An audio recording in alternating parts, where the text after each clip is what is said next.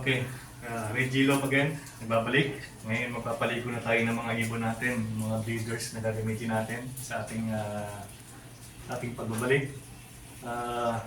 Gusto ko lang ipakita sa inyo itong ginagamit ko in and out para sa 4 na ibon. Matagal ko na siyang ginagamit.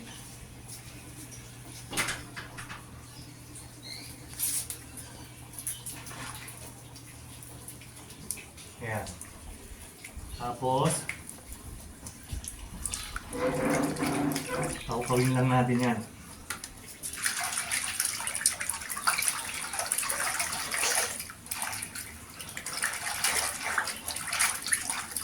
Okay, tapos kukunin na natin.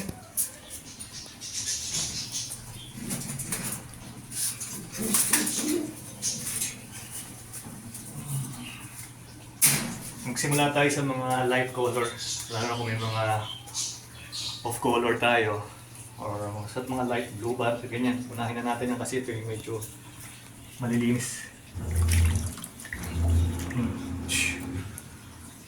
Yan. Gulo na natin sila para matanggal ang kanilang mga puto.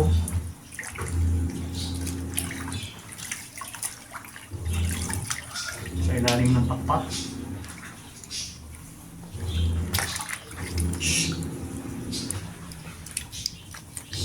Okay, ito na yung panghuling ibon. So ito na yung pang-4, bali yung 3 na paliguan na natin dito sa ilalim. Bibilan na natin sila sa araw, sa taas. Ito na yung panghuli.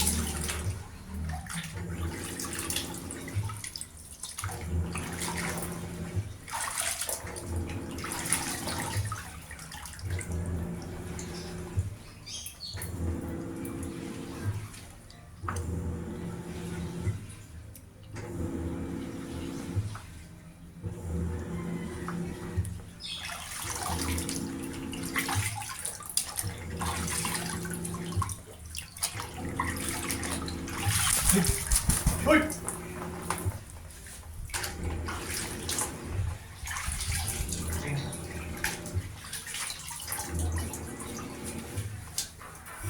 Okay. Dali natin sa bubong. Let's go!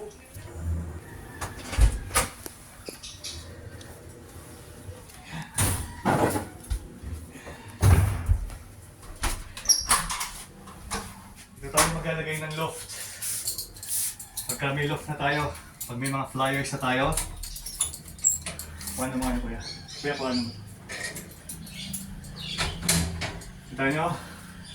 Reggie loft. Dito tayo maglalagay ng loft natin. Pagdating ng meron tayong mga flyers. Okay.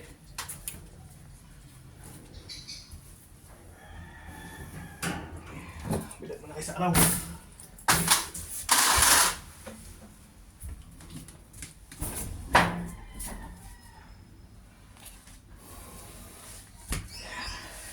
Kaya, kaya.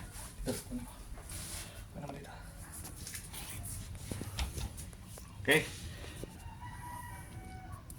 Ganyan.